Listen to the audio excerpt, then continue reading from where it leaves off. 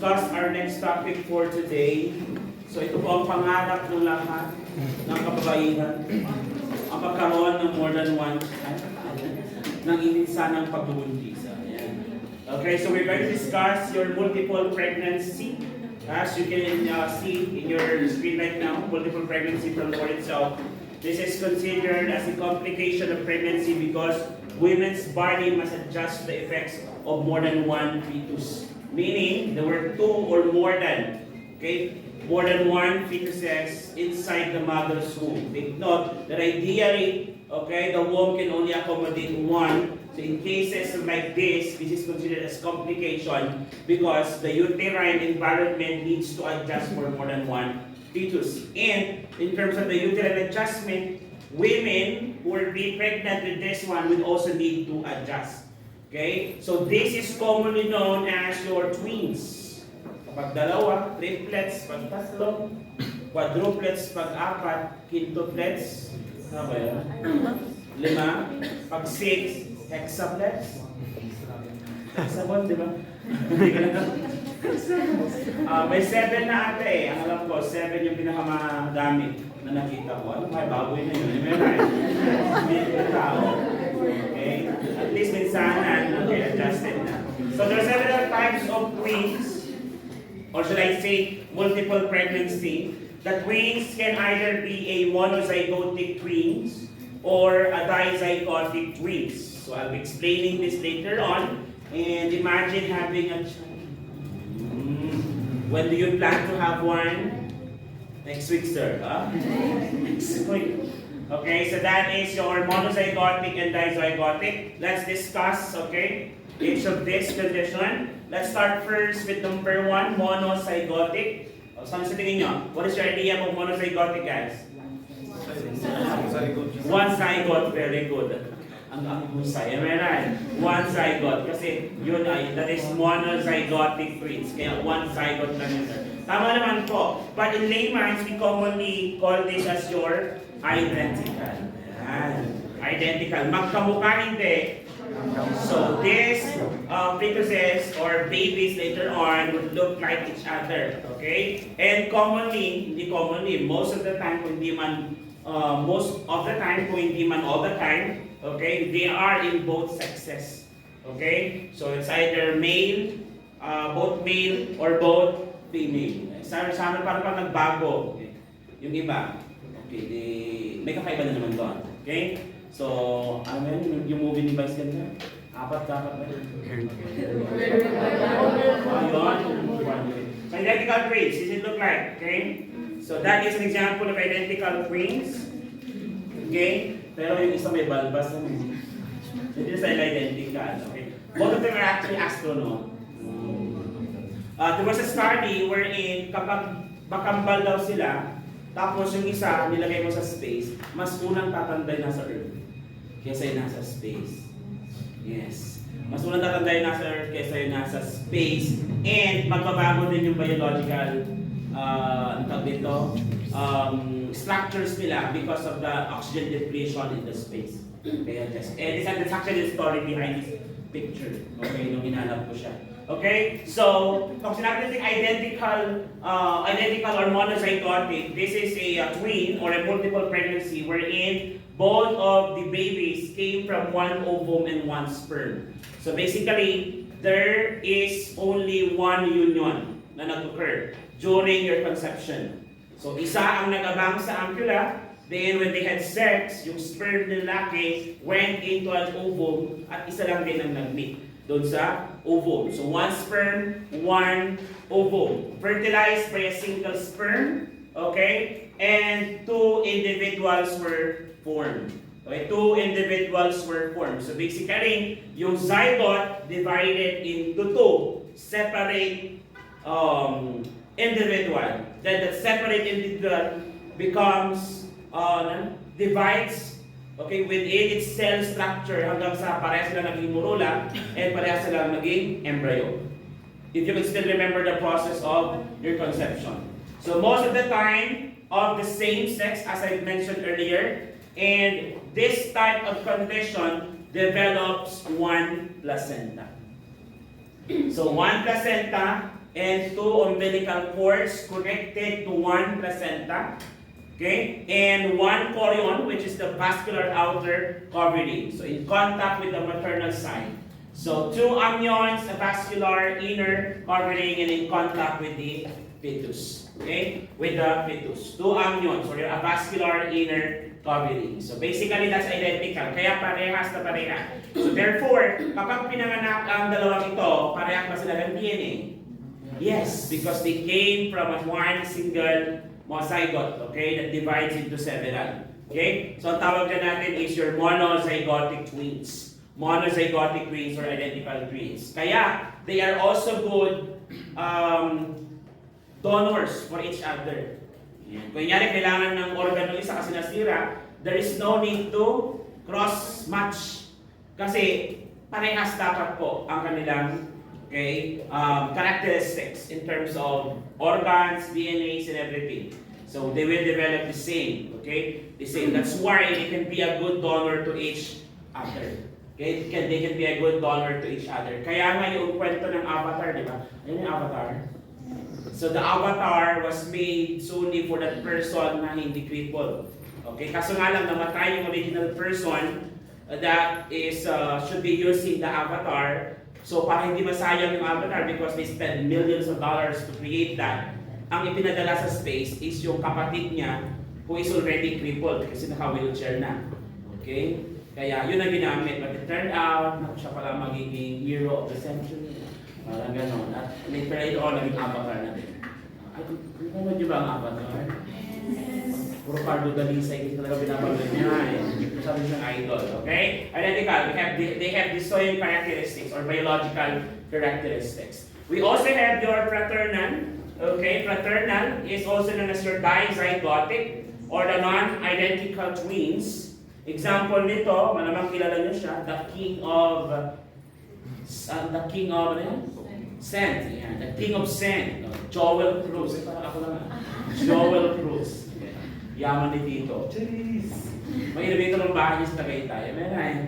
Yes. Okay, of course, ito naman, hindi naman nag-undergo ng normal process of pregnancy. But I believe that the DNA is with her na ba tawag niya? Him, or with Joel. Kasi nga, ang ginamit pa rin during inverted fertilization is his sperm. Okay? To impregnate a Russian woman. Russian, hindi naman private yung nangyari sa pamilya niya kasi ilang beses na siya interview. Okay? I think one of his child has autism. Last child ata. Kaya most of the time pag nag-out of the country sila, hindi na isasama yung isa kasi medyo disruptive yung behavior. So, pito. Bali, meron siyang 4 pairs of fraternal twins with the same mother. Parehas lang yung mother na binabayaran niya to have the babies. Okay? 2, ova naman ito and 2 sperms develop, then fertilizing them identical twin of the opposite sex naman po ito. Opposite sex. So 2 placenta, okay, they have 2 in placenta and 2 umbilical cord, 2 amnions and 2 chorions. Everything is by 2s. Okay, everything is by 2s. So that's basically the difference between a fraternal and a maternal twins. Okay, one comes from one zygote, while the other one comes from 2 zygote. The placenta, both only has 1, but they differ from the umbilical cord, amnions, and chorions, where fraternal has 2. Okay, placenta lang pala pababago nila kasi nga isa lang ang placenta ng isa, while the other one has 2 placentas. Okay? While the rest of the structures, the umbilical cord, amnions, and chorions comes both 2. Okay? For both the fraternal and maternal twins. Now, since we are discussing pregnancy, what would be the effect of this to the pregnant women? Okay? Let's go first with the concepts of the risk factors who are at high risk of developing such condition. Okay? So higher a woman's fertility and age, more like she is to have a multiple gestation. Ibig sabihin, it has more than 1 baby, mataas din ang chance, okay, na sila ay magkaroon ng ganitong condition. Higher a woman's fertility and age, okay, the more likely she is to have a multiple gestation. Okay? Pag sinabi natin parity, ano ulit to? Born Tama ba? Yes, your para. Tama ba? Yes, born more than 24 weeks age of gestation. Na ipanganak ng more than 24 weeks of gestation. Clear tayo? Unlike pag-grabida, okay, nagbuntis lang. Okay, not necessarily pinanganak ng buhay or patay. Clear tayo? Yes, okay? Then of course, the most common risk factor is genetics. Okay, inheritance appears to play a role in natural dizygotic twins. This has familial maternal pattern of occurrence. Kaya kung meron kang history ng kambal, possibility, pwede ka rin magkaroon ng kambal. Okay? Common yan sa mga may history ng kambal. But sir, why is it that a lot of celebrities nowadays, okay, meron silang mga multiple pregnancy? Like for example, Julia Roberts, sino ba? Pag sa local celebrity, meron tayong Mulak family and the Legaspi family. Tao ba? Yung mga sikat na kambal sa Pilipinas ngayon. Why is that, sir? Kasi karamihan sa kanila paternal, boy girl. Okay? Your condition kasi, the multiple pregnancy condition, can also be a product of a treatment. Like for example, for those women who are unable to get pregnant for quite some time, kahit matagal na sila magka-try ng kanilang husband or asawa, okay? Pero 1 year na hindi pa rin nabubuntis, sila pan-checking, nakita na meron siyang low egg cell count, or same goes with the male, low sperm count, okay? Mag-undergo sila ng fertility therapy. The fertility therapy comes with different, it comes with the nutrition therapy, so may mga food sila kailangan kainin. Okay, yung iba naman, social spiritual, sasayaw sa ubando, baka sakaling mabigyan. Di ba may gano'n? Are you not aware of that? Yung mga Catholic beliefs na sasayaw sa ubando, pag hindi ka nagkakanak. Or, ang most cases natin is yung mag-take sila ng fertility pill. So fertility pill kasi, it tends to increase the production of egg cell. Okay, I don't know sa sperm cell, but I'm sure with the egg cell. Okay, tendency, baka may dalawang ovum na magkaroon. Ganon. Okay, so mas high ang tendency na magkaroon ng fertilization ng more than one ovum. Kasi nga, overproductive na ang kanyang ovaries. Kasi nga, nag-take siya ng fertility pill. Ang tawag doon sa pill na yon, kung di ako nagkakamali, is your... biglang nawala sa isip ko. Malalang mamaya. There is the fertility pill, okay? Fertility pill. Basta fertility pill. Mayroong sikat may sikat na fertility pill na ginagamit. Fertility pill. Gel. Mamaya malalala ko yun before matapos ang video. Fertility pill. Wala na nag-lag na. Fertility pill. Okay, I'll try to remember it. I'll give you the information to you once I remember it. I forgot the fertility pill. But one of the risk factor then also is if the woman is undergoing fertility pill therapy. Okay, from the word itself, fertility pill, it makes a woman fertile, plus it increases the production of the ovum as well, or the egg cell, making it a higher chance na makapag-ovulate ng more than one ovum. Kaya the tendency kasi, kahit one or dalawa ang nandyan, millions pa rin ang maglalakbay ng sperm towards the ovum or the egg cell waiting in the ampulla sa fallopian tube ng babae. Okay? Now, what are the variable signs and symptoms if you have multiple pregnancy? Okay, we have number 1 here, uterus begins to increase in size in a rate faster than usual. Okay? Faster than usual. So these are some signs and symptoms, but not necessarily pag meron ka ng mga to, you already having multiple pregnancy. Because take note, there's some condition din na faster ang pag-enlarge ng uterus or ng tiyan. Okay? That faster than usual. Example, kapag ikaw ay mayroong gestational trophoblastic disease.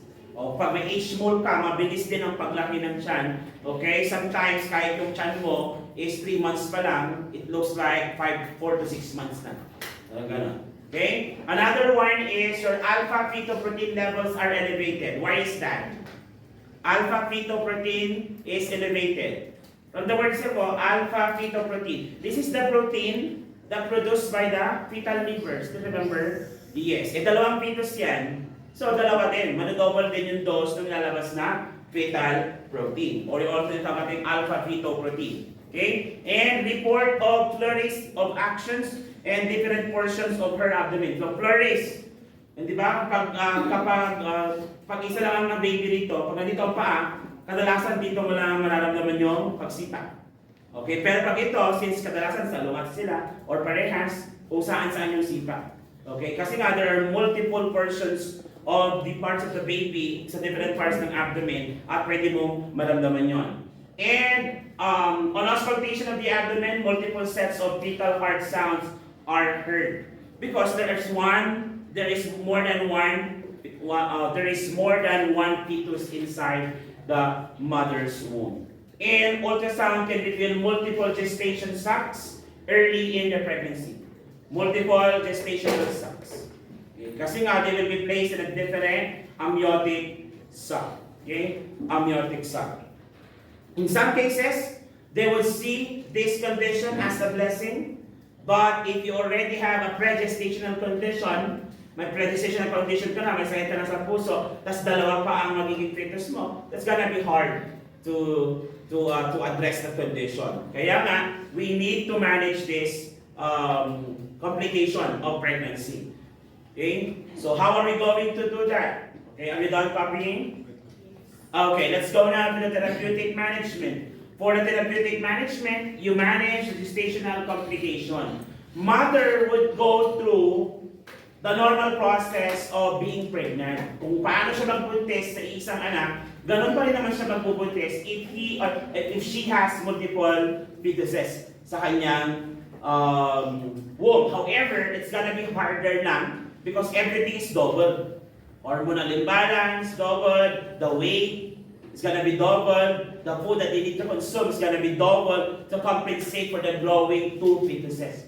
Yung lang naman ang manodoble. So, ang possibility lang nito is because everything is double, the risk would also be double. So, mas mataas yung risk niya na mag-develop ng mga complications such as yung mga diniscuss natin.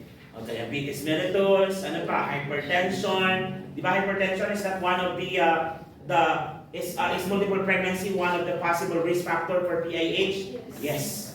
Okay, madodoble lang yung mga yon. Now, the management would focus then in whatever complications will develop throughout the pregnancy.